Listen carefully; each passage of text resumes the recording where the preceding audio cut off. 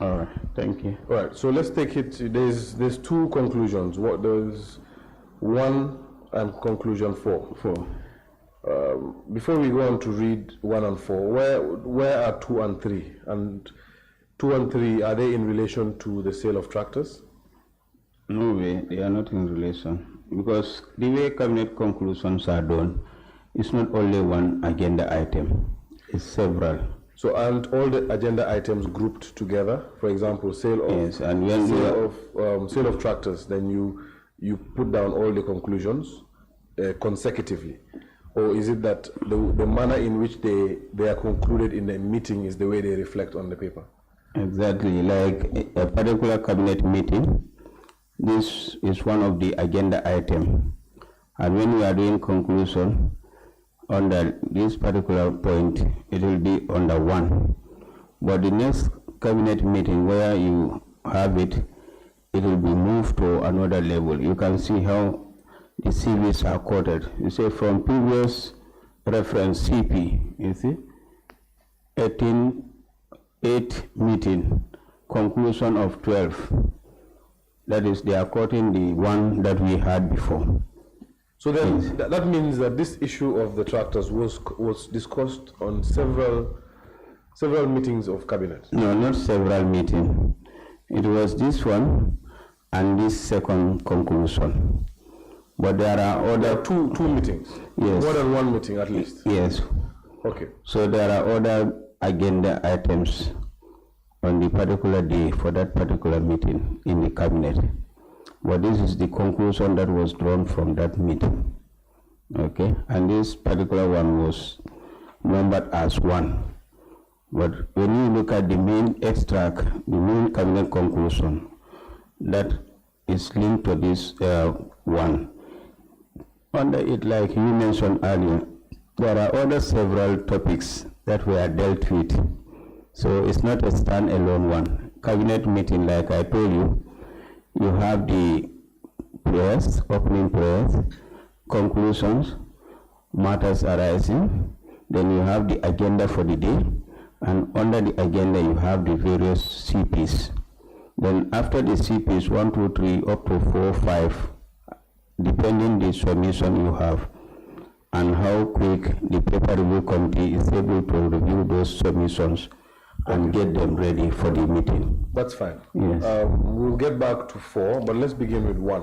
1, okay. Let's read the title and the body. Okay. Wherever the body makes reference to a member of cabinet, and you do not wish to disclose that, since it's before the committee, you can just say XX minister or something along those lines. Noted. All right. Thank Please you. proceed. Action of the tractors by the Janneh Commission. Cabinet was informed that the Janneh Commission of Inquiry is conducting the auctioning of tractors. It was observed by the Minister that such tractors were bought by communities, and accordingly they are requesting the return of the said tractors. The Cabinet recommended for the relocation of the agricultural mechanization to be effected through the appointment of an effective management committee to be in charge of the tractors and related equipment. The Cabinet contested that the Janneh Commission does not have legal mandate for the Janneh Commission to dispose of properties and other assets currently before the Commission.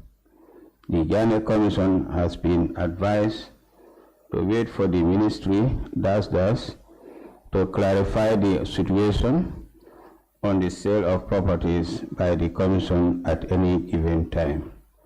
The Commission is Coa's decision-making body. That's the end. Thank you, Mr. Ceesay. Just a few questions on this conclusion, the cabinet conclusion. Now, this cabinet conclusion, is this the one that you make reference to the fact that it was born out of an AOB submission? Yes, this is part of AOB. Both of them or just this one? This one is linked to that's why you will see at the top, previous conclusion is making reference to the earlier meeting. Okay. We will get to that one later, it's fine. Yeah. But this one was forced in time. Yes. Correct? The one you just read out was the one that came first. Yes, number one. All right. So let's look at the content of it. It seems like the discussions in cabinet were quite broad.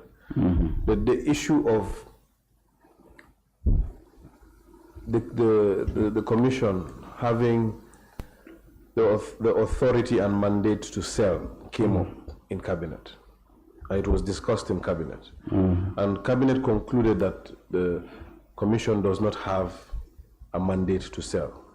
And the last line, that the commission is quasi-decision-making body. Okay, so what? That doesn't have the full authority to dispose the assets that they are making findings.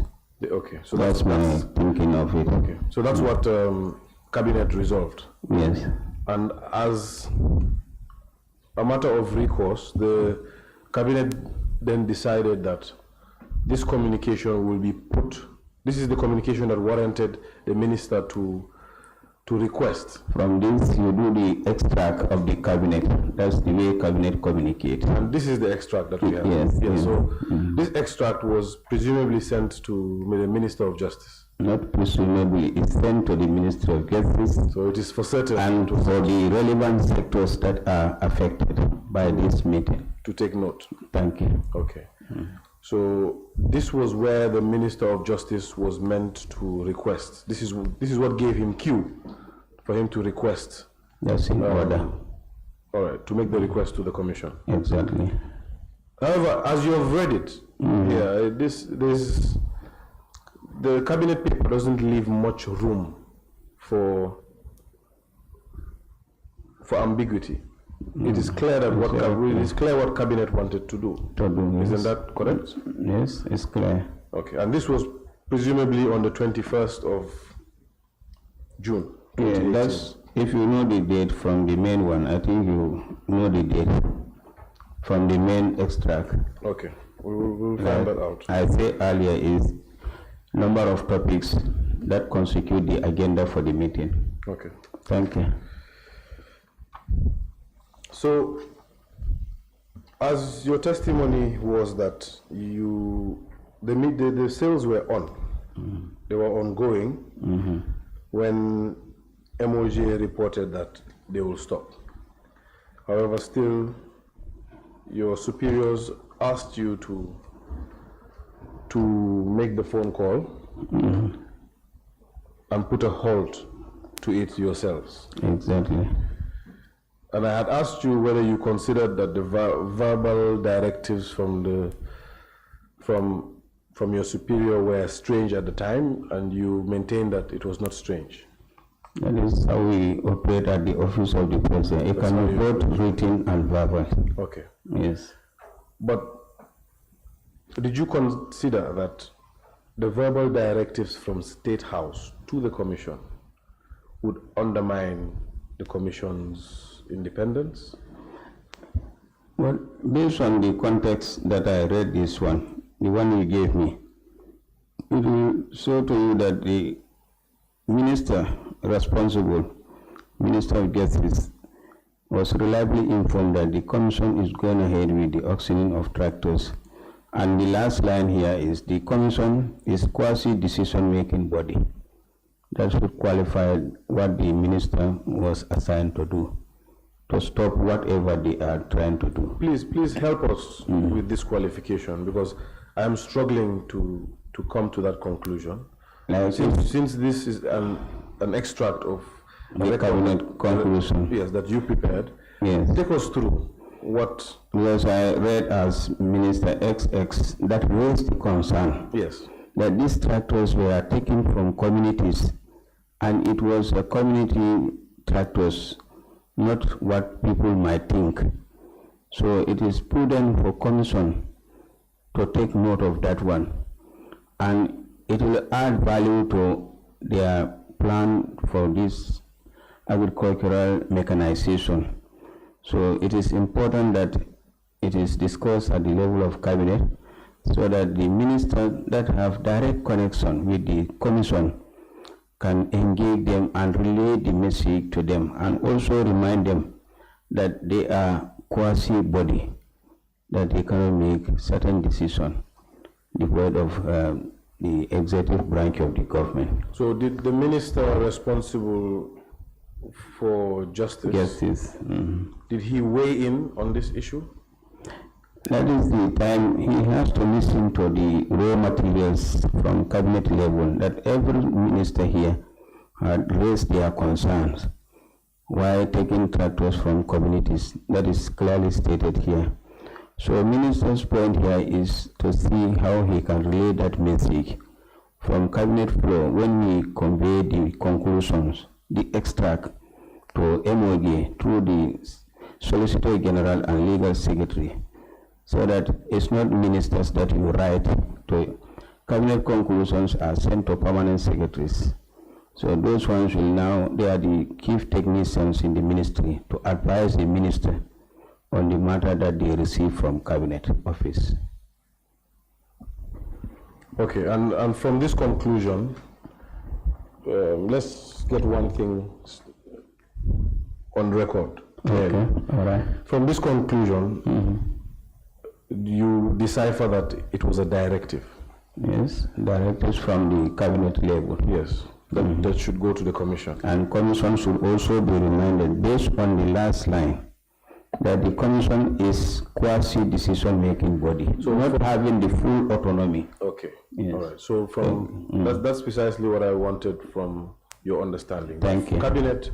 Cabinet saw it that the commission was overstepping its bounds. Exactly. And cabinet thought it to remind the commission that need to remind them you cannot overstep your bounds on this. But why was that the case for only the tractors? What about the cattle? Then why did I have cabinet no idea about the cattle issue. This is what was discussed. Cattle, the livestock thing has never come to cabinet. Fair enough. Okay. Yes.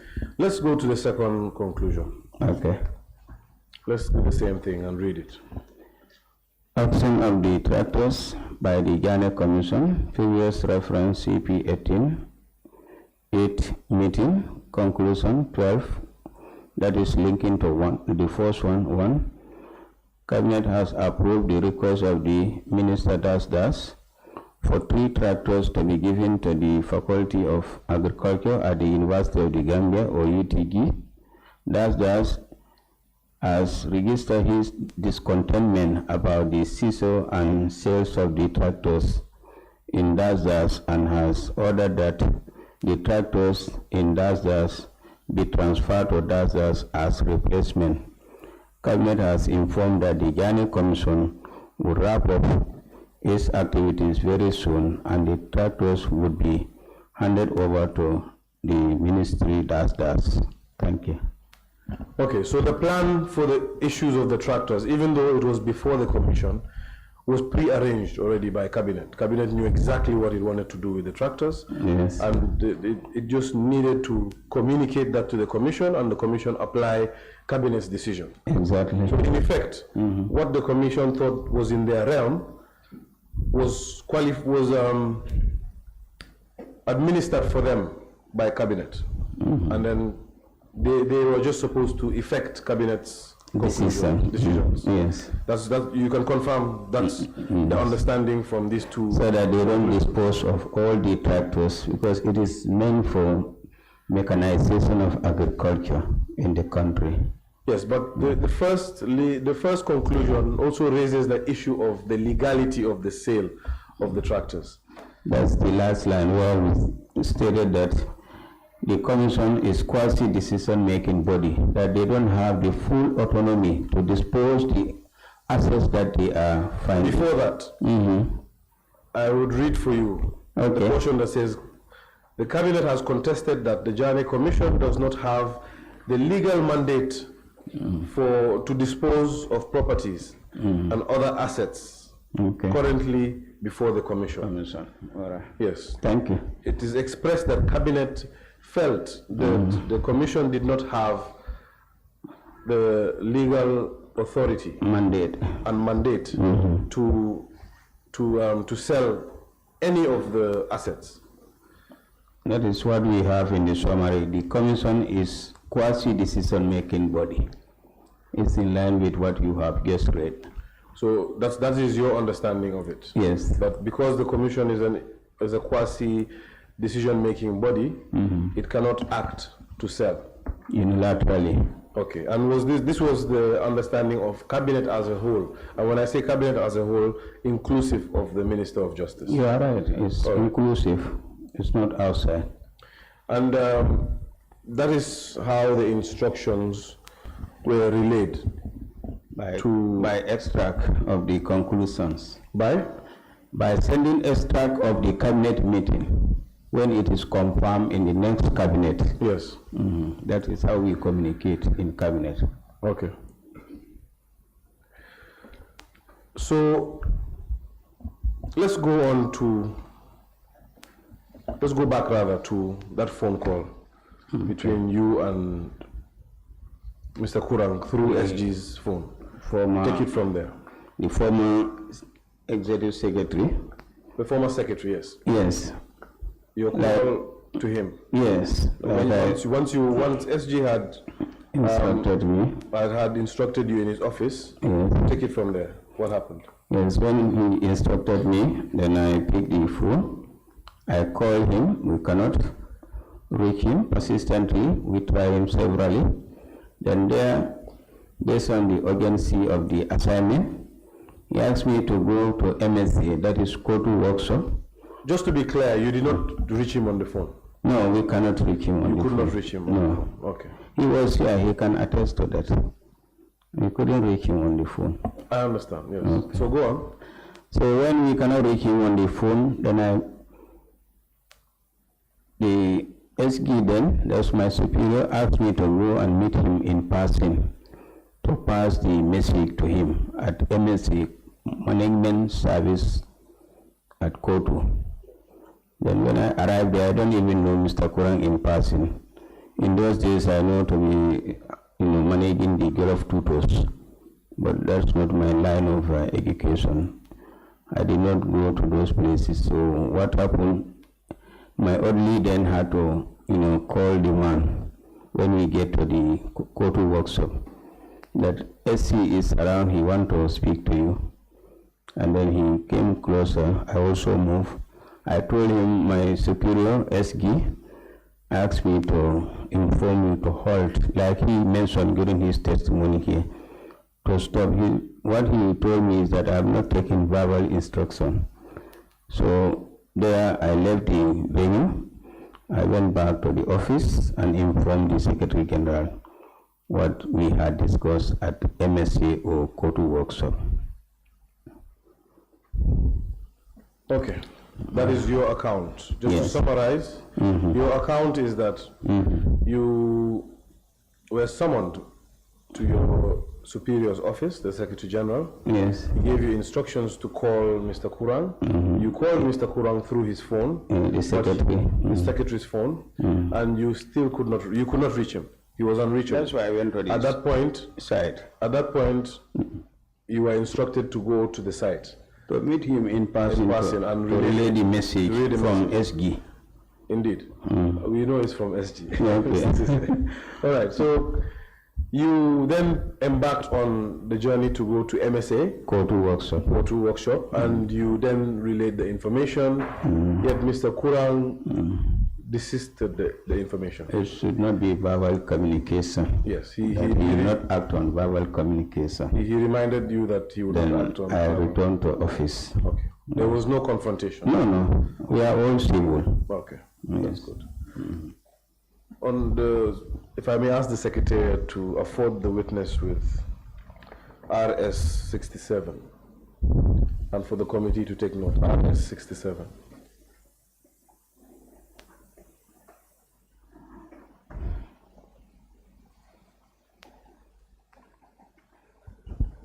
So just in the meantime, while the Secretariat provides you with the document I've asked them to furnish you with, of course, we know that today is your day to give us evidence and enlighten us and put us through and teach us about what happened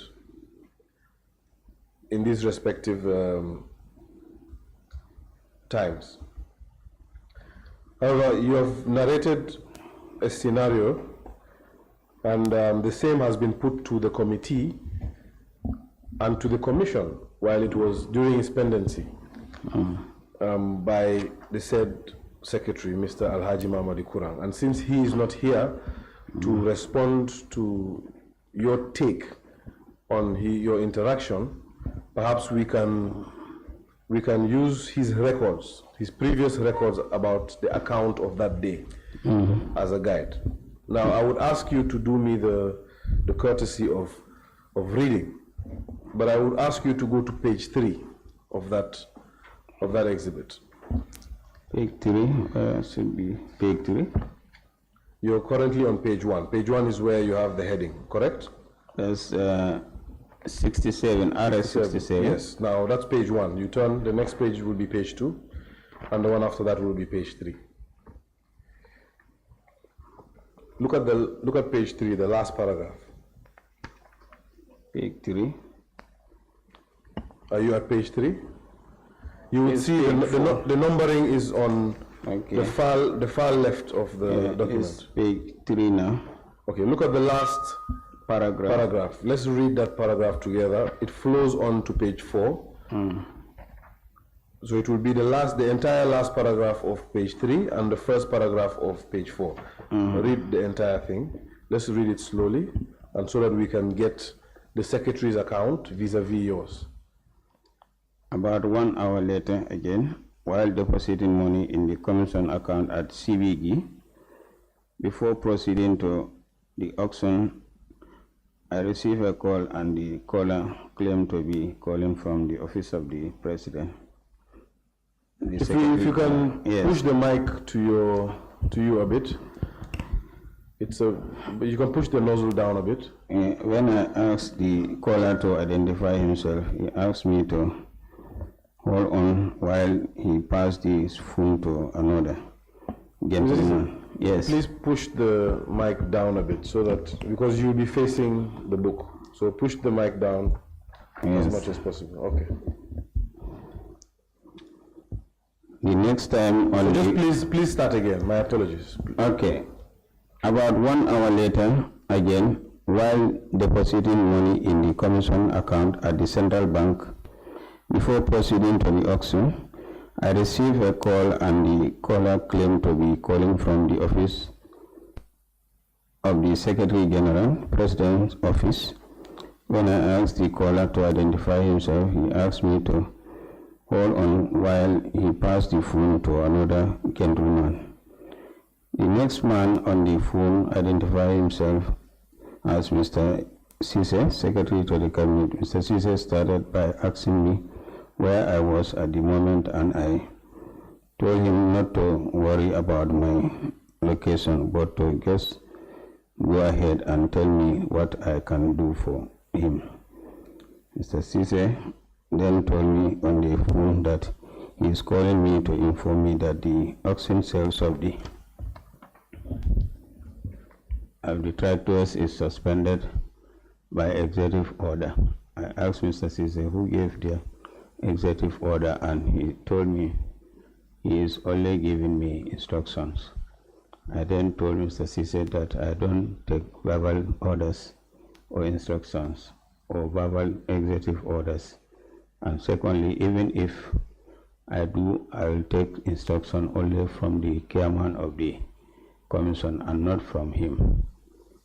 I advise Mr. Ceesay to write to the chairman of the commission, who will contact me. Okay?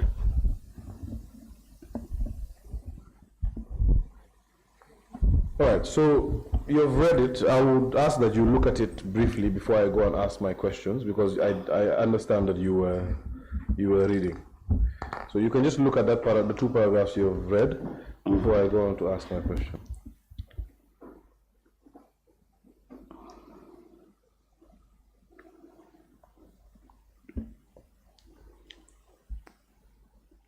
All right, you can go ahead. All right.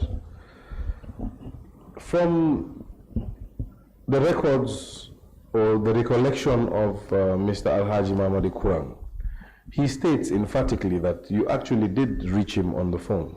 And in fact, he states that it was the Secretary General or somebody from his office who initially called him. Now, in your testimony today, you sort of confirmed that by the fact that you said you made the phone call from the Secretary General's phone. So it's correct that Kurang was called by somebody from the Secretary General's office. Now I need to clarify this part, or rather I need you to clarify this part. Did you reach Mr. Kurang? Yes, it was reached at one time, but when he don't comply to the instruction, that was the time I was ordered by the Secretary General to meet him in person. But this is not what you told the committee just a few moments ago. No, we were trying him, Mr. Counsel. Yes, go on. Persistently, we couldn't reach him until another time when the Secretary General got him and then passed the phone. When you say another time, you mean another day or the same day? Within the same moment. Okay. When he got him, he told him I'm at the CBG depositing the money. And then we asked him, can we meet you in person to pass the instruction to you? Okay. So indeed there was a phone call and you got through to him? Yes. Yes, but this is not what you told this committee. Now the earlier version I stated that we try him first. When we cannot reach him, then SG called him again and then he got him on the phone. Is that what you told the committee? Yes, the message. No, that is not the statement I gave. Until now, I made that recollection that indeed we are able to reach him on the phone later on. Okay, so we should abandon your earlier testimony. So indeed you got him on the phone. Yes, but he remained defiant. That is why I was instructed. So he spoke to the Secretary General first? Yes, and then passed the phone to me. And the Secretary General is the one who asked him where he was, or were you the one who asked him where he was? The conversation, the prolonged one was between me and the then Secretary. And who was the Secretary General at the time? Mr. Drame Habib. Mr. Habib Drame. And Mr. Habib Drame called Mr. Kurang on his phone and then passed the phone to you? To pass the instruction. To pass the instructions? Yes. Okay. I find that a bit strange, even though he's your superior. Why the need to pass the phone to you? I mean, he called him from his phone. The instructions are very simple. Stop the sales. Why couldn't he do it himself? Sometimes certain things will look strange to you, but within public administration setting, it's SG who have the mandate to assign whoever. He can make calls. I understand that he can assign you anything. Okay. That I'm not even, I'm not querying the fact that you were assigned. I understand your point that it looks strange to you because you are not within the setting. Which setting? The public administration at the office of which office? Okay, good that you qualified. Yes, qualified for you for that. Oh, definitely. Yes. Because from where I sit, I believe I am in public office. But you have been painting the office of the president as this mystical place that only operates strangely away from the general civil service. And with all due respect to you, I would like to believe that this is not the case, because the office of the president has the same scale prescribed by PMO, the same offices. There are no strange designations. I mean, there are designations like the chief of staff that are only akin to office of the president all around, but generally all the other portfolios remain the same. Now, why the communication channels should be different and the culture, the public service culture should be different in the president's office, it beats me. Counsel? But because, before you come in, because the Secretary General is the head of the civil service. Thank you. So he sets the pace. So whatever is done at his office is done in other public offices, because he is the trend setter. He sets the trend for how public service should operate. So I would not take it from your evidence that the office of the president is this strange, mystical place that operates in a different manner that other offices operate. They are all public offices. Now, my question is not asking what authority the SG has to assign you. That is understood. We understand that the SG can assign you any task within your TOR, of course. My question is, it is a bit strange to me that I would call somebody on my phone, begin to engage them, and then pass my phone to somebody else to give them information that I have instructed that person to give them on my phone. I'm just thinking in the moment, so please just iron out those details for me.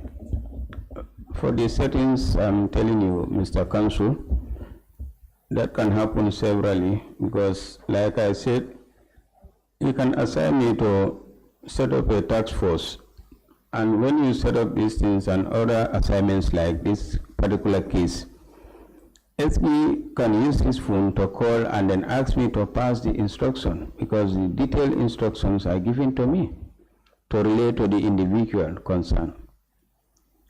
So it may sound strange to you, but if you are within the setting, you know the local content, then it remains normal to you.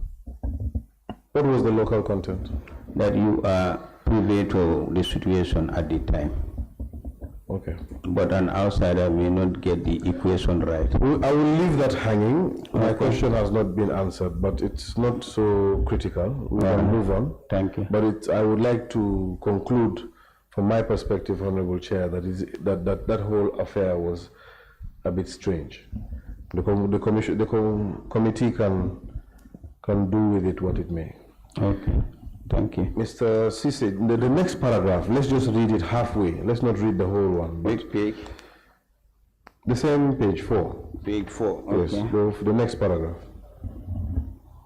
I left the central bank and... Please push the mic close to you so that these things are to be on record. All right. I left the central bank and headed for the Kotu workshop to continue my day schedule. When I arrived at the Kotu workshop, Mr. Ceesay was there waiting for me. Again, he told me he had come to convey the executive order to me to stop the auction sales. Again, I told Mr. Ceesay that I do not take verbal orders, and I only take my orders only from the chairman of the commission. When he left in his car to go, I was told by members of the public present at the workshop that Mr. Ceesay had attempted to disperse the crowd of interested buyers, saying that the sales was cancelled. Luckily for the New Gambia, the public stood their ground to hear from the commission. I did not even inform anyone. I just speak to Mr. Kuram at the time, and I have no issue with any buyer there to tell them either stay or to disperse. That was not my responsibility. That's fine. Yes. It's good that you preempted my question. You knew that your student will ask the teacher a question. Okay. But from your recollection, from your narration, what happened was, your initial narration was that you drove to Kotu workshop. You remained in your car. Yes. You sent your orderly. No, orderly to identify. I dropped from the car. Okay. Just orderly to identify Mr. Kuram for me, because I don't know him. And the orderly found Mr. Kuram? Yes. Okay. At the time they were taking the oaths, I was PS.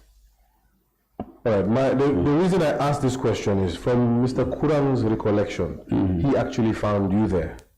Yes, I was with him. And before he went in. I don't know him, that's why I was... I understand, but the fact is that you're saying you found him there and he's saying he found you there. Which one is it? I asked my orderly to look for Mr. Kurang among the crowd because I don't know the gentleman at the time. So he returned to me and said, that's the man standing there. Then I moved towards him to convey the message to him. Okay. I don't know him. All right. Yes. But eventually you became privy to the document that we are reading. Yes, for this one. You have seen it before? No, I have not seen this one before. This is the first time you're seeing it? Yes, from his testimony. Okay. So what happened after that? He said he would not take verbal instructions, and then? I returned to the superior SG to convey the message from Mr. Kurang, my conversation with Mr. Kurang. Great. Or my engagement with him at MSA. Okay. Maintenance Service Agency or Court Works. And what did you tell him, and what did he tell you? The same as narrated here, that he will not take verbal executive orders. And then what happened after that? There, I was called by SG, like the letter you see, that he has to be terminated. That is the decision from the top. I have no other point to do with that one. Sorry, can you repeat that? That after I conveyed the message to the Secretary General, the next line of action was to terminate his service. Okay. Seemingly what they consider as not within the decorum of office. Okay, because now, of course, before the break, you explained that OP, at least, is like a military setting where your commander instructs you and everything is urgent. You hit to your because you are dealing with the #1 gentleman of the land, so everything is urgent. All right, and because the #1 gentleman asks you to do F, F is done. From there, you get the instruction from SG, and then as civil servant, you have to go by that. Based on the PSC regulation, public service regulations. Okay. Yes. You know, you don't reinvent the wheel when you are in the civil service. Even the letter format, it takes the same format throughout. Cabinet conclusions in the 70s is the same we adopt until I'm out of the office. Yes, but following instructions has nothing to do with reinventing the wheel. It has everything to do with your instructions. It has everything to do with the public service rules, as you have mentioned, but I can assure you that the public service rules don't say that you have to heed to every single instruction of your superior. But it's clear from before the break that on that issue, we don't agree, my teacher. Your student doesn't agree with you, that you follow every single thing that your superior tells you. No, that is strange to me. I wish. But fine, that's fine. I will allow you to, at the end, you will have enough time to speak, but you can jot it down. But if it's something short, you can go ahead. No, I just want to appeal to you to understand public administration is a system that operates within the bigger society, and what happens in the society also transition into public administration. So within the environment where the public administration operates also has an influence on the way the staff of the public administration works. That's fine. That's fine. That is what we call the NPM. That is the New Public Administration Management. Okay. Yes. That's fine. So, but when it comes down to it, your modus operandi was a yes sir approach. Exactly. Any instruction, yes sir. And that was the norm. And if anybody defied that norm, that would be strange. You are seen as impolite. Impolite. So Mr. Kurang, and you can be punished for that. Mr. Kurang was seen as impolite because he defied the norm. At the time. And he was punished for it. At the time. And he was punished for it, wasn't he? Yes. He was punished for it, for defying the norm. Okay. Let's look at Honorable, the Secretary could show the witness SC 42, 43, and 40. Sorry, Secretary. Yes, but I have copies here if you wish for expediency. The witness could just peruse these documents.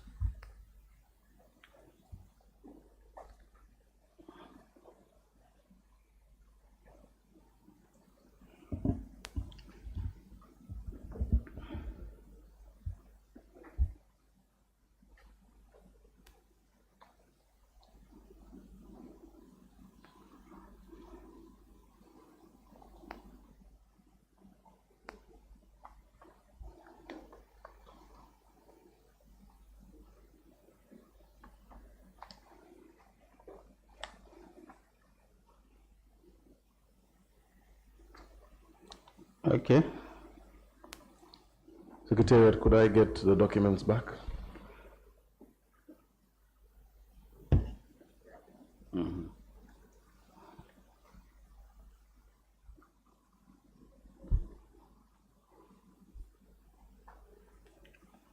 Secretary, please show the witness SC44 as well. And for SC44, I would wish that we go through it together on record and read it.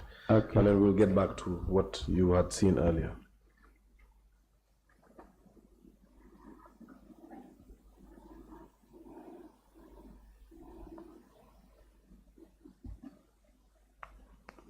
Can I start? Please do. All right. What's the date of the letter? It's dated on the 3rd July 2018. Who is the author of the letter?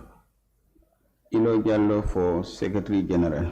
And who is the letter addressed to? It's addressed to the chair of the commission. Please read the caption and then go and read on the body. Reference is here made, auctioning of ex-President Janneh's tractors. With reference to your letter dated 2nd July 2018, copied to this office, on the subject caption above, I have the honor to bring to the attention of the Commission that it was a cabinet decision in the meeting held on Thursday, 21st June 2018, to grant the indulgence of the Commission of Inquiry to suspend the auctioning of the former President's tractors by the Commission, given the concerns raised by the DAS Ministry that said tractors will benefit the farming communities across the country. In the same vein, we wish to express disappointment and disquiet that the DAS Secretary to the Commission would make unwarranted insinuations that the DAS and Head of Civil Service is in cohort with the lead counsel of the Commission to interfere in the proceedings of the Commission.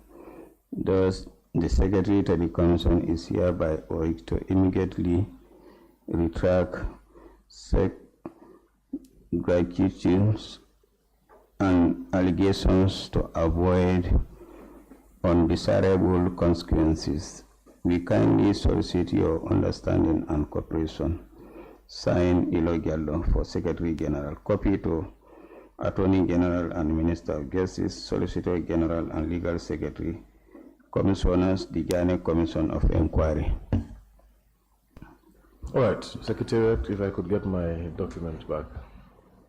Okay, so that letter confirms what you stated, that the Secretary was dismissed because of his defiance of the executive directives. And I also mentioned in our yesterday's conversation that Secretary General can assign any other staff at the level of Permanent Secretary or Deputy Permanent Secretary. And at this moment, this gentleman was a Deputy Permanent Secretary, Mr. Ilo Jallo, was at the office of the President at the time. Currently is the Permanent Secretary at the Ministry of Gender, Children and Social Welfare. That's great for Mr. Jallo. Congratulations to him. Thank you. He was also my Deputy Secretary to the Cabinet. Okay, then congratulations to both of you. Okay. What I'm more interested in is the letter, the content of the letter, which you confirmed that the Secretary to the Commission was dismissed after defying executive orders. And that dismissal came 7 days after this letter. However, this letter leaves some room, even though it threatens the Secretary in a way, it leaves some room for him to apologize and still retain his position. Is that the case? It's possible to retract. You read the letter. Yes. Is it possible? Yes, it's possible for him. He was given time to retract the statement. So that's what you confirm, that that's what the mind of the interval can provide him that opportunity to retract this statement. So I wish to comply. That's fine. Yes. Let's marry that with a statement of yours yesterday. In one breath, you contend that the commission was an independent commission, and State House saw it to be an independent commission. Yes. In another breath, State House gives its or let me perhaps say the Office of the President gives its directives to the commission and gives it an ultimatum. And when the Secretary refuses to heed to the directives of State House, there are consequences. If that is not interference, Mr. Ceesay, what is? What you read the last line of the conclusion number 1, where it is stated that the commission is a quasi-decision-making body. And so the executive, knowing what the commission was doing, like you stated, they had overstepped their boundaries. So there was need for correction of their actions. But that does not affect the independence of the commission, as I understand. As you understand? Yes, but you also qualify further that they had overstepped their boundaries. And that line, the last line of the conclusion, number 1, qualified that the commission is indeed a quasi-decision-making body. Okay. Yes. That determination that I don't contend, I agree that the commission was a quasi-decision-making. Thank you. However, that determination was made in cabinet. The commission was not there. Yes. The so-called independent body was not present in cabinet. But extract was sent to them. An extract was sent to the minister. To the Ministerial to communicate to them. To them. Right? Is the linkage. But the extract that is that was sent to them is in definitive terms. It is giving an order. It's not asking for a request or telling them that we think that you might be overstepping your bounds. It is an order saying stop this. The commission in itself had determined that it had the jurisdiction or the authority to sell. And it went ahead and made those orders to sell. Correct? Mr. Counsel? Is that correct? They have to... Is that correct first? No, they have to confirm. Let me add a little point there. Go on. They also need to consult the Minister of Justice what to sell and at what time as they are doing their findings. That's what Cabinet understands? That is, if you look at the last line, they don't have the legal authority to dispose the items that they are finding at the moment because it was inconclusive. So I'm not agreeing or disagreeing, but was that the understanding of Cabinet? Yes. That at every step of the way, when it comes to assets, before they are dealt with in a manner as to dispose of them, even if it's for preservation, the commission has to seek approval from the government first. For the case of the machinery, a particular minister made a request and another one said these tractors are taken from communities. It may be their CAFOs that contributed to buy the tractors. Yeah, but you see, my issue here is that there are 3 uncoordinated explanations. When you're asked why was this halted, there's one explanation that it's not to exhaust the tractors. At least it has already started. The sales of tractors or the auction has already started. So when it comes to the notice of the members of cabinet, they now requested this process be stopped. And the intention was to use it for mechanization of agriculture. The intention is pure. Thank you. We are talking about the process here. Forget about the intention. And the committee will not be swayed about the intention. We're talking about protocol. Okay. What protocol was taken. And in one breath, it is because the commission didn't have the authority. In another breath, it's because a minister asked and cabinet approved. Yes, But when it comes down to it all, the issue here is that cabinet forced down the commission's throat a decision. And that decision, there was no room left by cabinet. Cabinet gave an ultimatum that this is either effected or there will be consequences.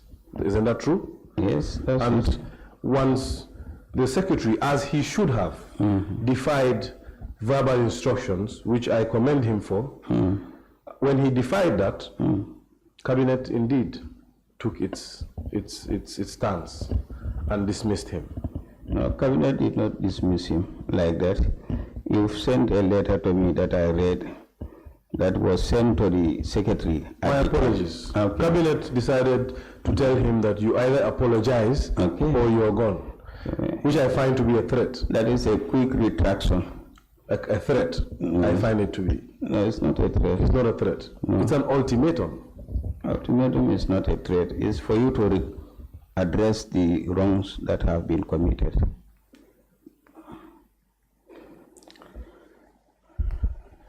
You said an ultimatum is not a threat. I don't understand that it is a threat. You don't understand it to be a threat? Yes. Well, I do. I've been told that I either do A or suffer consequences of B. For all intents and purposes, I take it to be a threat. Let me read that last portion. Sorry, Mr. Counsel, before you go to the last portion, please. I also want to help you. In this cabinet conclusion, there are two issues that were raised by two different ministers. The other one was talking about whether the tertiary and higher education institutions can benefit from tractors. The other minister is talking about these tractors were extracted or taken from the communities.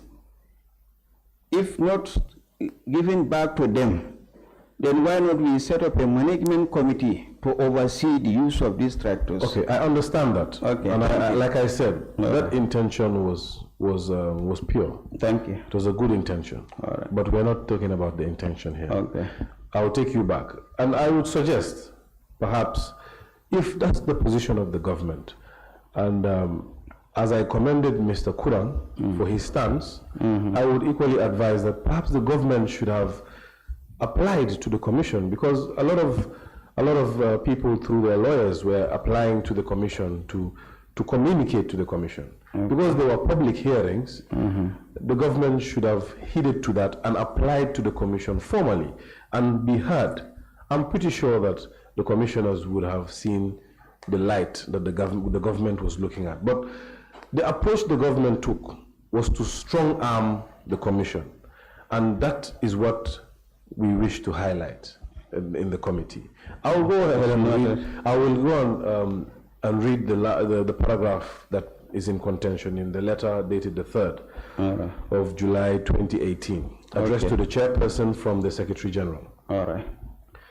That paragraph reads, as you read it before, but I wish to stress and reiterate. In the same vein, we wish to express disappointment and disquiet that the Secretary to the Commission would make unwarranted insinuations that the Honorable Secretary General and Head of Civil Service is in cohort with the lead counsel of the Commission to interfere in the proceedings of the Commission. Thus, the Secretary to the Commission is hereby urged to immediately retract such gratuitous allegations or to avoid undesirable consequences. Mr. Ceesay, if that is not a threat, I don't know what is. But the earlier versions, the content of the letter, that I suggest the then Secretary should not link the lead counsel to the Secretary General. These are two independent people and they have different offices. So that is not professional. Okay. Yes. After you left Kotu, what did you do? When you left Kotu, you reported to Secretary General, and the Secretary General informed you that you would be dismissing Mr. Kurang. He said he will write a letter. That is the letter authored by Ilogiallo at the time as DPS, signed for Secretary General. As you mentioned, there was an interval. Yes, but then the communication that he would be dismissed was given to you on that same day that you came back from MSC. No, SG was not happy that still now Mamadi is defiant. So until another moment when he called me, that is the line of action. Mr. Ceesay, do you know that you are giving contrary statements in your testimony today? No, it's not contrary. It is contrary, and we have. Yes, because what I have stated, I will agree to it. Okay. For the what you initially stated was of that. Time. What you initially stated was that when you got back, you reported to the SG, yes, and the SG was not happy, and he directed that the secretary should be dismissed. That is his intention at the time. That is on that same day, the 26th of June, yes, that 2018. Be dismissed because of the defiance. So before the letter of the 3rd of July, the SG had it in mind to dismiss Mr. Alhaji Mamadi Kurang because of the interaction you had with Mr. Mamadi Kurang. At the site. Correct? So the issue of him suggesting that lead counsel and the Secretary General were in cohorts did not arise at that time. There is no need to link the two, although they may have other relations, but this is professional bodies. What other relations? They might be related in other way around, that they are family members. Are they? That is true. I'm under oath. You know, What Mr. Janneh is the brother to lead counsel. The biological brother to lead counsel? Yes. Okay. All right. So the point was that before this letter was issued, the letter of the 23rd, it was already in the mind of the Secretary General to dismiss Mr. Kurang from your testimony. His actions. Because of his actions. Yes. Now, let's analyze those actions. As an administrator, what position do you currently hold? I'm ambassador. You are ambassador. Yeah. If you were called up as ambassador by the Minister of Justice and given direction, it's not the same line. It's not the same line. I'm under the Ministry of Foreign Affairs. Exactly. Mr. Kurang was under the chairperson of the commission. He was not under you. No, but remember, presidency is the highest level. All these ministries are dedicated responsibility from the president. So that is the point. So your view is that the president could impose himself at any time on the commission. Whatever any minister is doing, it is a delegated responsibility from the president. So what did the example you are talking about, ambassador responding to foreign minister, or rather to Minister of Justice, is incorrect. That's not our reporting line. The president is the one who assigned you, Mr. Lamin Diba, to be the Minister of Foreign Affairs. I mean? Yes, and you can report to him. But as ambassador, I don't report to Minister of Justice. That is incorrect. I agree with you. I agree with you. That's certainly the equation I want to balance for you. No, the equation is appropriate. It is not your reporting line. What do you? Can I come in? Can I come in, Mr. Ceesay? It is not your reporting line. It is out of your reporting line, and it would be very strange for you. Let me finish. It would be very strange for you to heed to those instructions because it's out of your reporting line.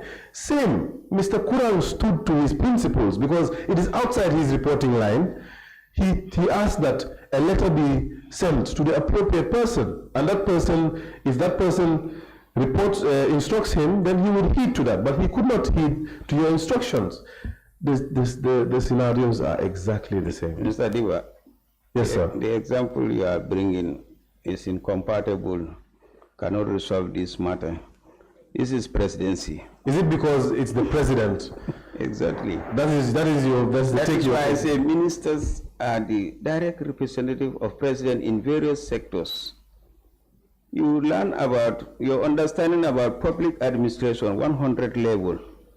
That this is what we call bureaucracy. You know, in the 1700s, that president or the kings cannot know everything. That's why they appointed wise men. And because of bureaucracy, on laws, Mr. Ceesay, I'm glad you mentioned bureaucracy. That's it. Because bureaucracy has layers to it. You report to Pate, as Pate reports to Lamin, and Lamin reports to Juf. But Juf doesn't go to you directly.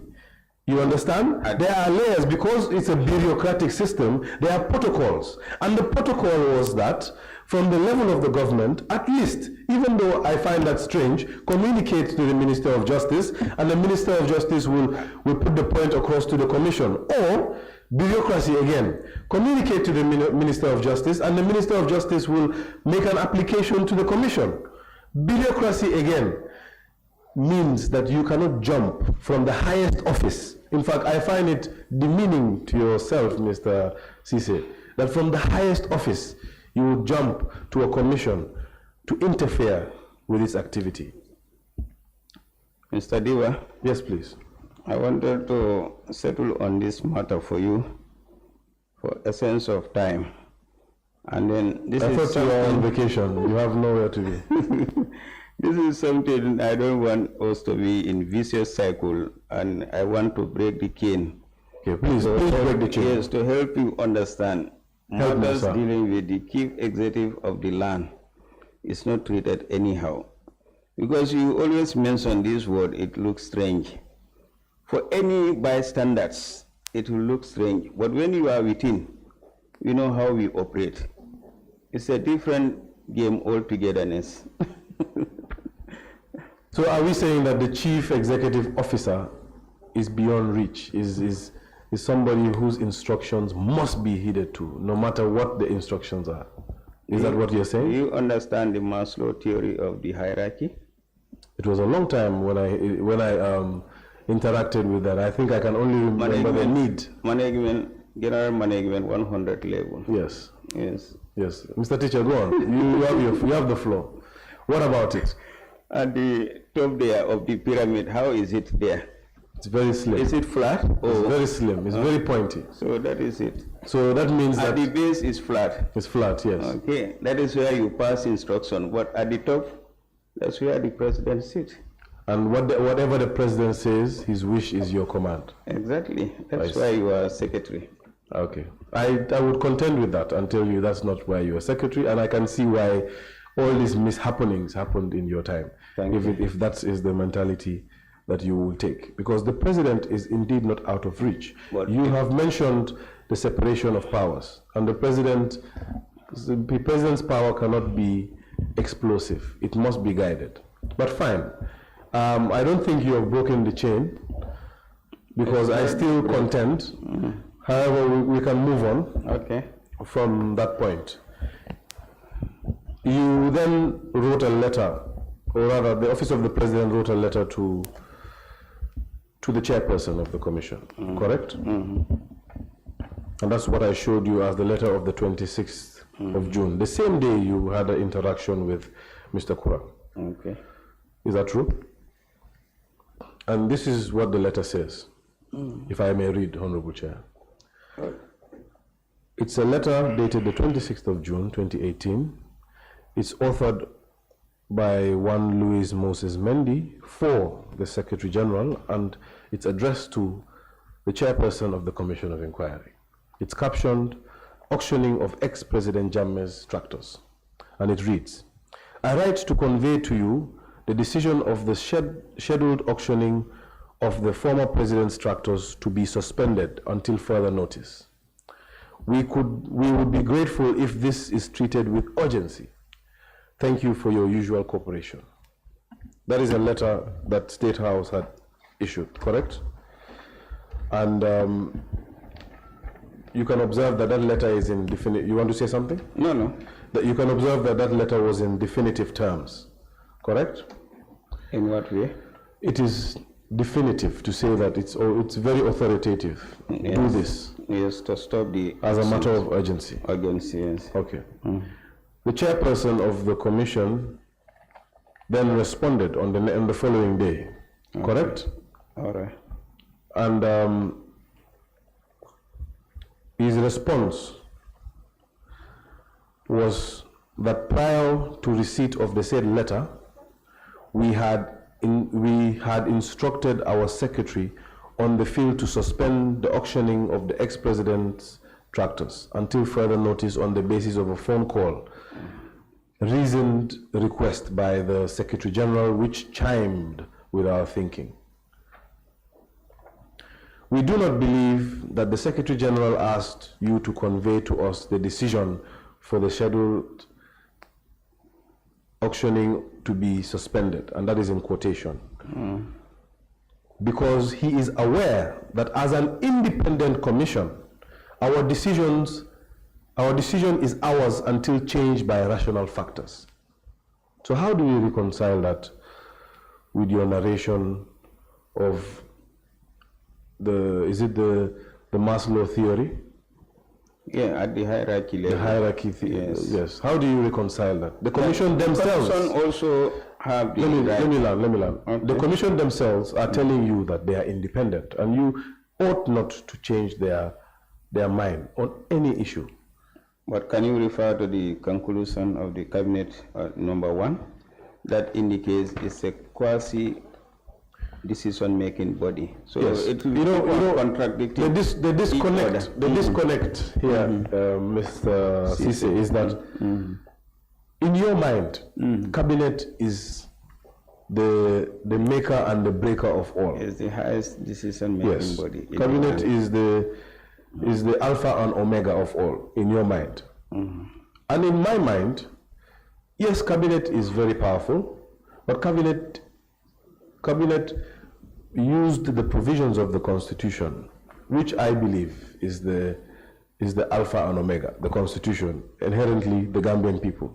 Cabinet used the Constitution to set up an institution that, for all intents and purposes, should be independent, for it to investigate and report back to it. And perhaps it's not even cabinet. The president appointed this commission to investigate and report back to him. Exactly. And in the process of investigation, the president is channeling the activities. Do this, don't do this, do that. Don't you find that not to be strange? For you, Mr. Deva, we've repeated the word strange. When you are not within the contextual framework, things that happen at the office of the president, if you know about it, at times you feel it's strange. But president have that mandate as the president of the Republic of the Gambia. He has that social contract between the electors and the president, and it's going back to the people. So, like ministers already mentioned, a minister of a particular sector in the conclusion mentioned that these tractors were taken from communities, and they are not happy that their tractors or their companies or CAFO's tractors are taken from them. Because when they were going nationwide, they might believe that anything labeled tractor belongs to the former president. So they keep on collecting from everywhere. And even later, like you mentioned here, some had made, requests, or they had written to the commission that a tractor collected from village Y is indeed my tractor. And you are asked by the commission to produce your documents. Once you produce it, they return the tractor to you. So I don't believe I mentioned that, but it's in the document. No, you said people make, contestation of the outcome of the commission. Maybe the land is seized from them or whatever is seized from them.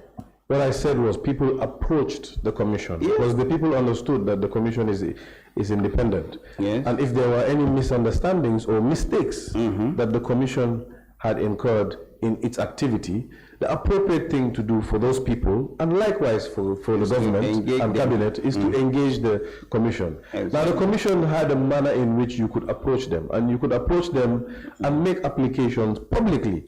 You'll be heard publicly, and the decision will be determined publicly.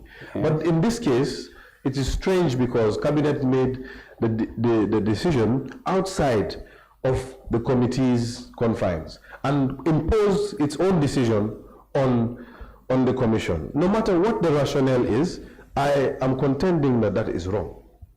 Okay, if that is your submission, let's go by that. And further to my submission, even though that is one of the most crystal instances where we could see interference. Hold on. Yes, hello.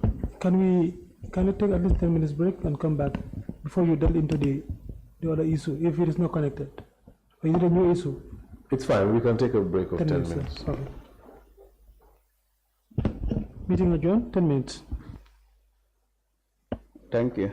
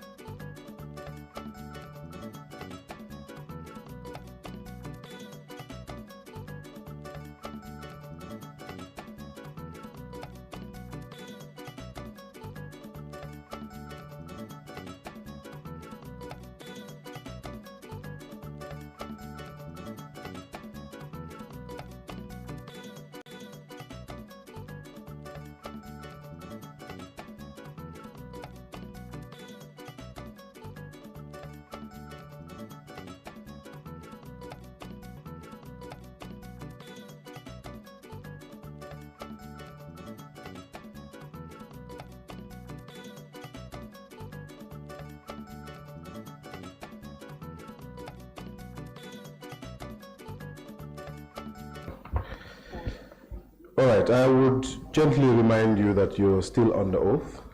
Thank you. And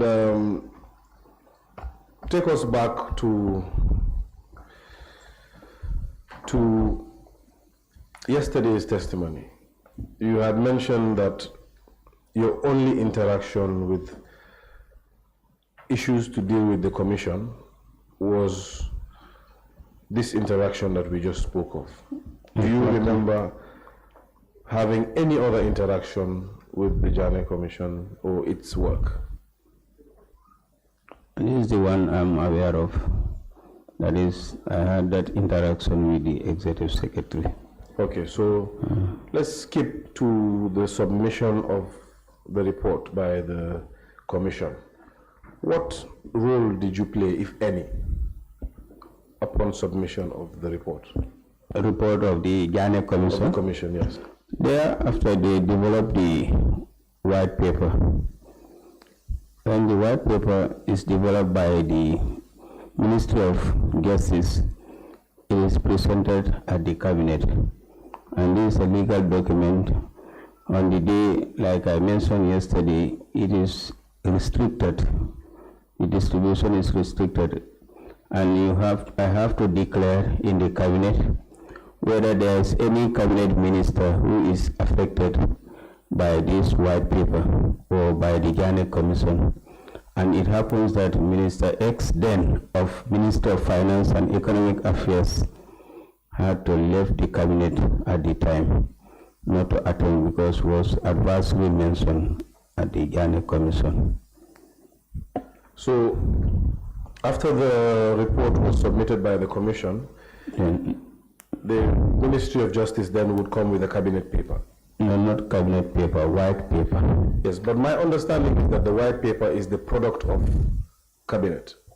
No, white paper is developed by the Ministry of Justice. This is legal document. Based on this, because it's about 9 volumes of the Janneh Commission. No, I understand that, but okay. let's take it step by step. And okay. I want you to wear your administrative hat here. The white paper is, what is generally, what's a white paper? The white paper is the decision of the Cabinet, but this is done in consultation. I understand. Let's take it step by step. Okay. From when it emanated from the Ministry of Justice, it is not fit to be called a white paper at that point. No, it will come to Cabinet. It's a proposal. It will come to Cabinet. As a proposal.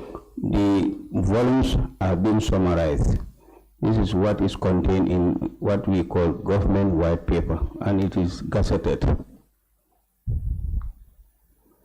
I need us to be clear on something. Is it summary of the reports that you're talking about, or that is what we call white paper, because we cannot discuss all the 9 volumes in the Cabinet. That is why the Ministry of Justice will develop the white paper and present that one at the Cabinet. That's the presentation I'm trying to put to you. So when it's presented, in what format is it? Is it in a Cabinet paper format? The white paper is a little bit voluminous, not up to this point. We have submissions of the white paper. Okay. But my question is, how is it laid? Is it laid as a white paper by the Ministry of Justice? It's a request made by the Ministry of Justice. They will contact the Cabinet Secretary. This particular day, we want to present the white paper. And in this case, I will inform the chairman of the Cabinet to give the go-ahead. That particular day, only white paper will be the agenda discussion for the Cabinet. Well, I've learned something today, Mr. Teacher. And sorry, go ahead. In the white paper, those who were adversely mentioned is the decision of the Cabinet based on the advice from the Minister of Justice, whether the President can exonerate them or they remain. Like the white paper indicates, some people should not work for 10 years or 5 years, depending on the level of their involvement in the former regime. Thank you, Council. Okay. So I've actually learned something today, and that is that the white paper emanates from ministries. Ministry of Justice, they will do the summary of the 9 volumes. Yes. Yeah. So I would have thought that the ministry would make a proposal which would be dubbed as something else, and once it's agreed upon, that final product would be what would be referred to as the white paper. But nonetheless, thank you. They'll make summary version and they lay that before the cabinet by the Minister of Justice, who is the legal advisor to the government. So, you know, you keep mentioning summary. When the minister brings it to cabinet, does cabinet refer to that? At that point that he's laying the proposal, is the reference to that document as a white paper or as white paper? As white paper? Yes, draft white paper. Until cabinet deliberate on it, it becomes the final white paper. Okay. Yes, they will make their summary at the ministry level. So the commission then laid the report, and then several months after, the Ministry of Justice looked at the report because of and the produced, volumes, because it's voluminous, yes, they reduced it into a few. Yes. And brought it to... That will be presented to the cabinet. And presented it to cabinet. Cabinet debated over it. Good, and I have to mention a day before cabinet or up to the cabinet meeting, whether just like how boards operate, you serve at the board level. When you are having the board of directors meeting, when you have the agenda, they will pass it around for you to sign to avoid conflict of interest in corporate governance. Okay, in the board charter, whether the topic to be discussed, whether you have an interest in that particular one.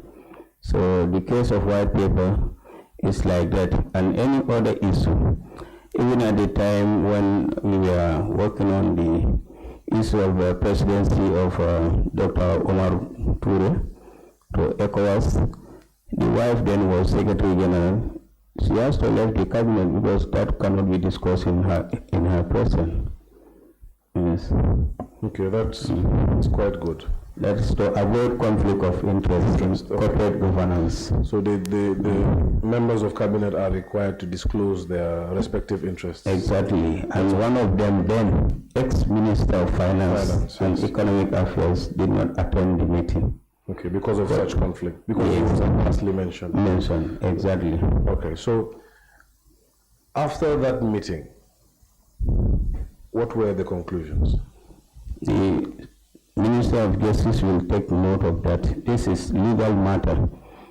Cabinet Secretary preside over certain meetings, but you don't take note because the sensitivity of the matter.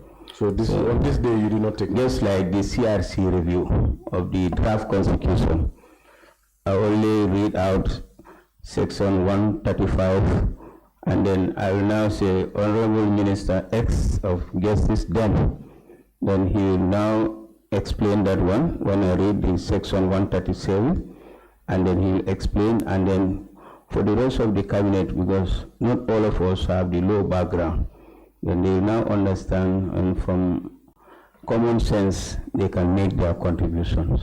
That is how cabinet operates. And then on each issue there will be conclusions. Yes. But those conclusions are not captured by the Secretary. No, the draft constitution is there, and Minister of Justice then will be making gettings, because Cabinet Secretary is not having law background.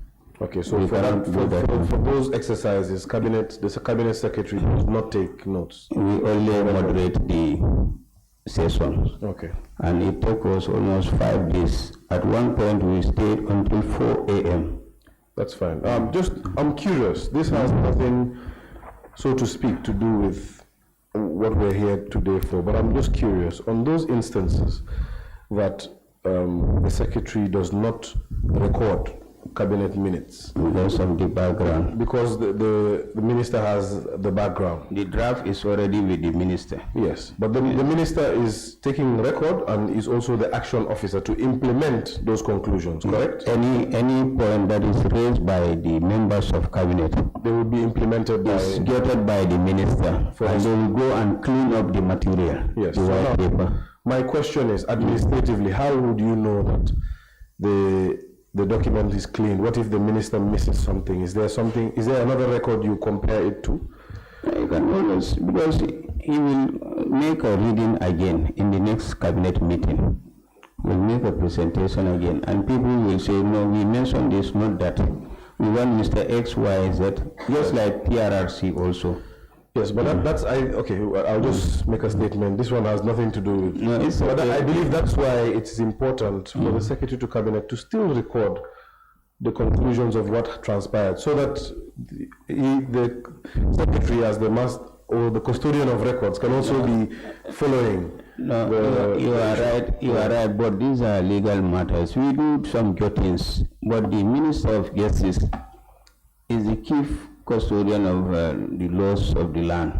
So we will be the one to advise. So even there is something missed out, the next session he will read it out, and then we also have our jottings. But doesn't mean all the points that are stated are considered as raw materials. Okay. Now he will go back and incorporate that into the main text together with the team, and then do the cleanup and bring the cleaner version to the cabinet. Okay, so once that was done, the cleaner version was done, and all those issues were consolidated, and the white paper became the actual white paper. Then government will now take their decision when it is finally gazetted. Yes. And gazetted. So after the gazettement, did you have any role to play? No. You don't recall anything that you did in relation No, to... Secretary to Cabinet role is just to convene cabinet meeting. But what happened after that is at the level of the Minister of Justice and the Chief Executive of the land. Do you remember signing letters of reprimand directed at individuals who were found to be adversely mentioned by the Commission? Yes, that is when they are prepared by the Minister of Justice.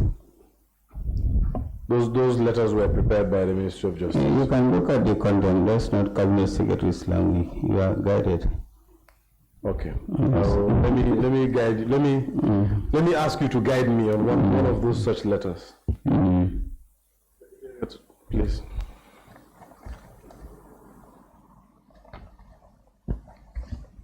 Just give him this part.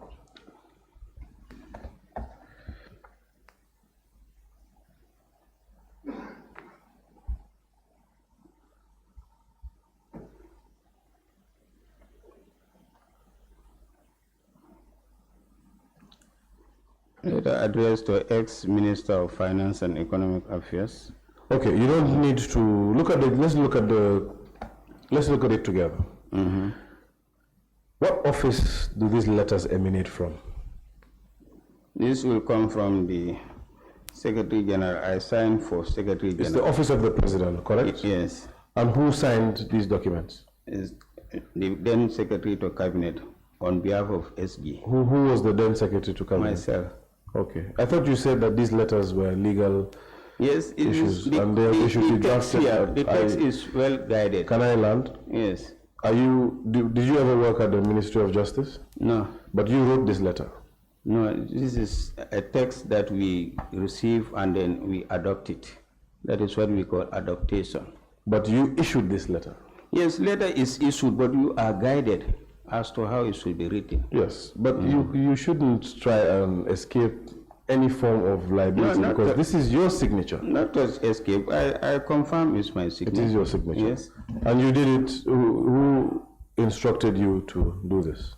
Look at the byline here is the Secretary General and head. For the record, who asked you to? The head of civil service, Secretary General and head of civil service. Were the letters approved by Cabinet?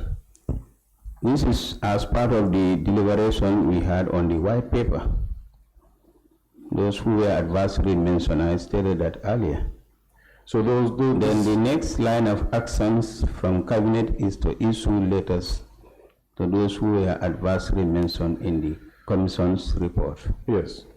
So you definitely did have a role to play after the white paper, that is to issue these letters. Just like how I did other activities. This is directly from the superior's point of view. From the Secretary General. And who was the Secretary General at that, on the 19th of September 2019? That is Mr. Habib Darami. He was still the Secretary General? No, it changed over time. He became... at that time? Yeah, at that time he was the Secretary General. Okay. Secretary, if I could get those documents back so that we don't misplace. So after the committee sorry, after the commission had submitted and the white paper was developed, the commission set up a committee, sorry, the cabinet rather, set up a committee, correct? What committee? A ministerial committee. Yes, Ministerial Task Force Committee. Yes. Yes. And that committee was created by cabinet, correct? Exactly. Can you explain to this committee how cabinet creates committees, who they report to, the interval of reporting, and what authority those committees have, just in general? You can have presidential task force and you can have interministerial task force. These are two different points you have in cabinet level. This one was the interministerial task force. You can see ministers were selected based on their relevance. That you can see the Minister of Justice is there, Minister of Tourism and Culture, because of the TDAs, Tourism Development Areas lands were part of the assets that were recovered. And then you have Minister of Lands, then you have Minister of Agriculture, and the office of the President was represented by Secretary General and Head of the Civil Service. So they will decide where to meet. But then again, the head of the civil service was also part of the... Yes. And who was the head of the civil service at the time? Mohamed B.S. Jallo, the current Vice President. At that time, was it fused with the role of the Secretary General? This was 18th of November last year when the SC and SG role were fused. You know, Mr. Ceesay, one thing I love about you is on some issues, you remember exactly what happened. On other issues, you don't even remember. But it takes some time. Issues are too much. That's fine. That's fine. Let's move on. So the ministerial committee, yes. How often did they report back to cabinet? Based on their assignment, because this is a legal matter, they will be guided by the Minister of Justice. It can be given 2 weeks interval to do the assignment, or sometimes 1 month. Based on so committees of cabinet, once they are operational, they don't have ad hoc reporting to cabinet. They just wait until they finish their mandate and then... No, they are not left like that. They are given a specific timeline. It's only after that timeline lapses that you report back. Before that, some can finish the assignment, but at least we believe they need to do some findings. Okay? Like in my submission on the 11th, I mentioned the issue of Hippo's attack on rice fields in CRR North. So when Cabinet Subcommittee is set up, including Ministry of Climate Change, Natural Resources, Lands, Ministry of Defense, then they need to identify a place, agriculture, where they can meet to rescue those women rice growers or women farmers. That's so. Yes. That's fine. I want us to make progress, so thank you. We can allow the high table to weigh in as well. All right. Thank you. When the committee was set up, how was it set up? That is what I explained earlier, based on the relevance of this. I understand the composition. Good. What I mean is was it set up by a conclusion of cabinet, or was it a motion, or how was it set up? And was there a TOR for it? How was that developed? What I remember is the advice from the Minister of Justice at the time. That's what I can remember. But there may be other points. Who would spell out? Would cabinet then spell out that, you mentioned that cabinet would spell out the timeline, report within 2 weeks. Would cabinet then report, would also outline the powers that they have? Can they sell? Can they allocate? What can the minister, what advise the mandate or TOR of the ministerial committee? The ministerial committee will make their recommendations and present to the cabinet. So it's the collective decision of the cabinet. Yes. Okay, I see. So then the ministerial committee was basically to as an advisory body. Advisory body. They could not dispose of any assets. No, they will have to identify and then come back, make their recommendations and present that to the chair of the committee. All right, so the Ministerial Committee also had a committee under it, correct?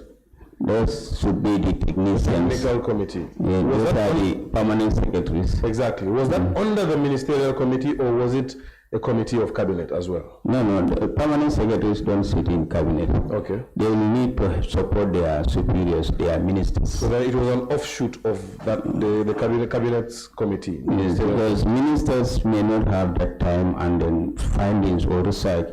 So permanent secretaries, they will do the step down of what was discussed at the cabinet, so that their technicians, those are the permanent secretaries, will now, inform their team also, their deputy permanent secretary, director of lands, physical planning, and so on, that we need to look at all these matters, and then this is what we are supposed to do.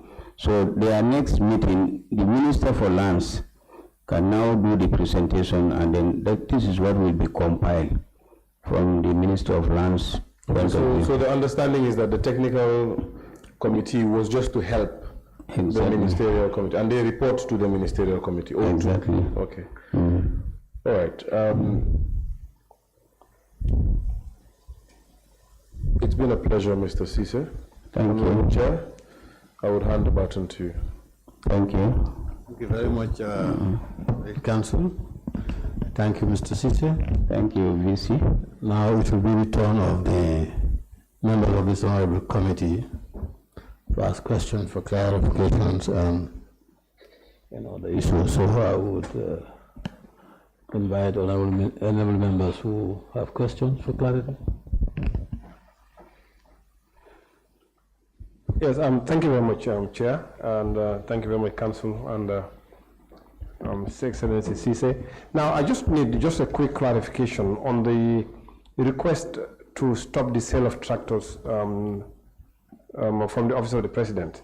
Was this as a result of public outcry, or was it as a result of, because we have a farming community and most of the tractors were in the up country?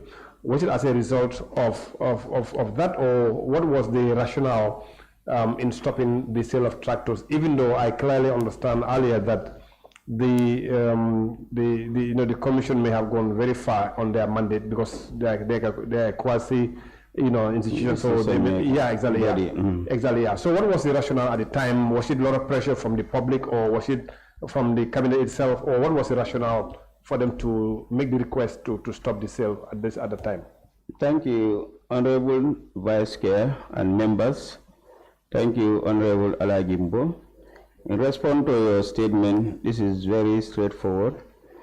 Is the cries from the public that these tractors, like I mentioned earlier to the council, some of these tractors do not belong to the former president. So they were all collected by the commission then. So individuals can go to the commission and claim if you have your authentic documents. But it was also the concern at the time that cabinet raised the concern that this commission that is having the quasi decision-making body, decision-making, should not dispose the tractors, because Minister X, responsible for agriculture at the time, also stated that at the cabinet, these tractors can be managed. They have their mixed farming centers in all the regions, that they can set up what he then referred to, the minister then referred to as management committee, so that they can be able to manage these tractors, even though they may be considered as assets of the former president, Excellency Janneh, that the tractors should not all be sold out, because once they are sold out, farmers will not benefit from it. That was my understanding at the time of the cabinet. In case the answer is not enough, I'm still available. Thank you. Thank you very much. I think that's fine. Yeah.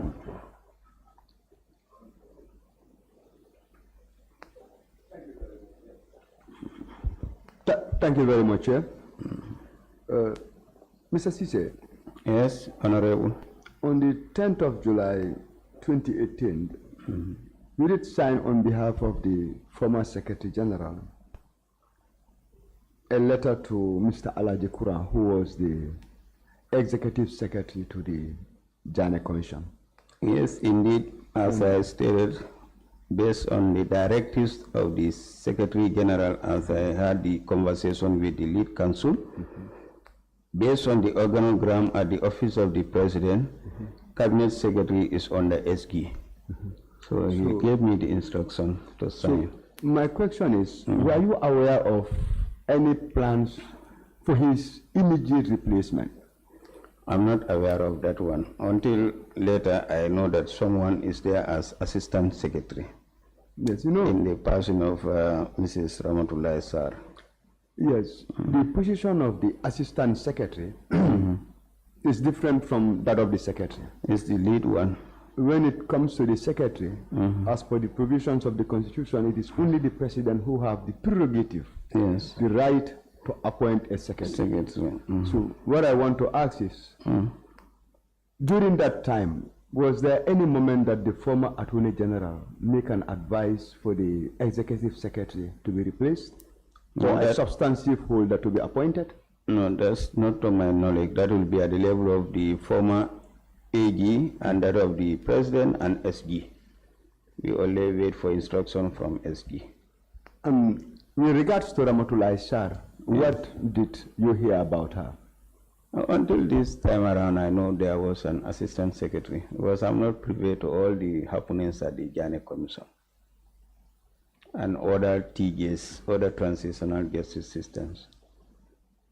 So it is your submission that as at the time of relieving Mr. Mamadi Kura, there was no immediate replacement for him? That's my understanding at the time. There was no immediate replacement. And you can't confirm whether the then Attorney General did make advice for his replacement? That is what I stated, Honorable, that will be at the level of the Minister and the President when decision was made, and can be communicated at the level of Secretary General and Head of the Civil Service, not Secretary to the Cabinet. Because what this committee have learned is that Ramatullahi Sar was instructed to go. Yeah, when she made the testimony. On the authority of the then Attorney General.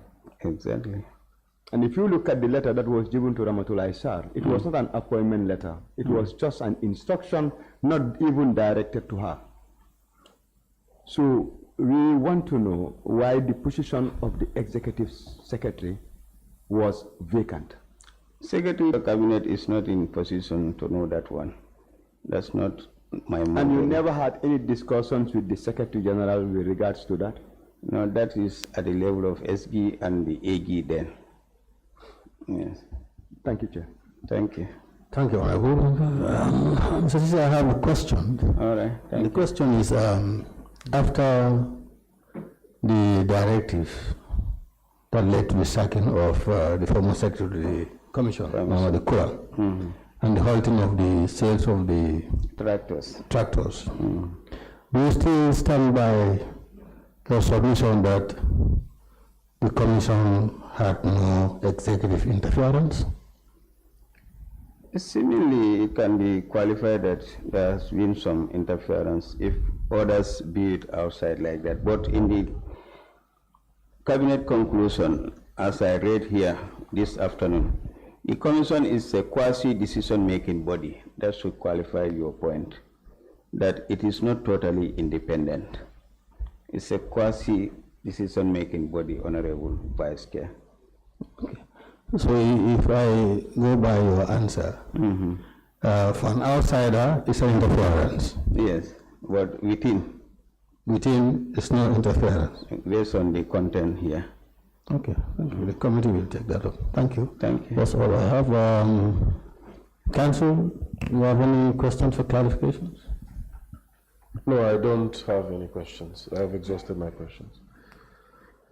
Before we adjourn, are we sitting tomorrow? No, there's no sitting tomorrow, unless the chair wants to bring us. No, not at all. Yeah. But I would... Anyway, then at this point, the meeting is adjourned until Monday the 25th at 11 a.m. Thank you. Thank you.